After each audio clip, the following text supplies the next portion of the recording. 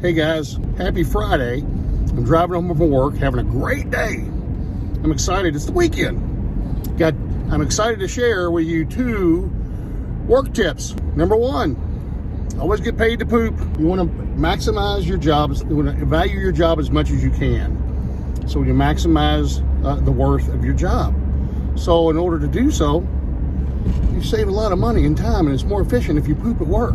I mean, think about it. Not to mention the water usage, the savings there, the toiletries, your toilet paper. And if you're one of those hand washing people, there's soap and water again, right there, saving all kinds of money.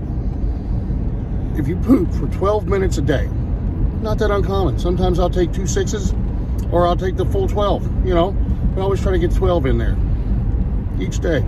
12 a day, that's an hour a week. An hour a week, that's 52 hours a year. That's another vacation. That's a little bit difficult. You got to kind of train yourself. I have my coffee in the morning. I start drinking my coffee about 5 or 10 minutes out from work. Let it start doing its thing. When I get to work, it's on.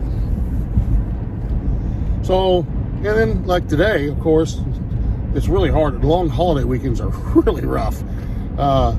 But you just kind of empty your bowels before you leave on Friday, like I did.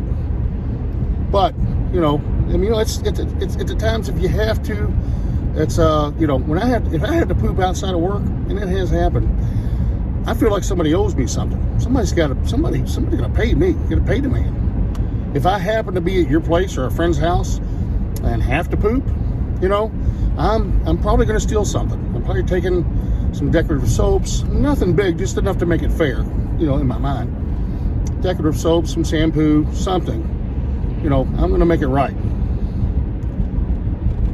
That's tip number 1. Tip number 2, and to be honest with you, and don't tell my wife I said this, but I got married for one main reason: to maximize my chances of taking advantage of the bereavement pay.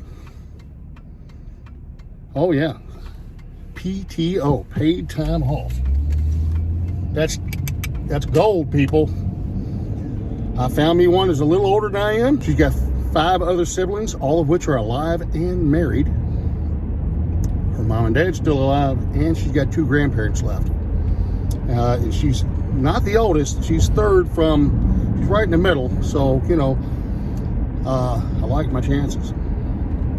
You got to value your job and do what it takes to make your job more valuable in this day, the great resignation.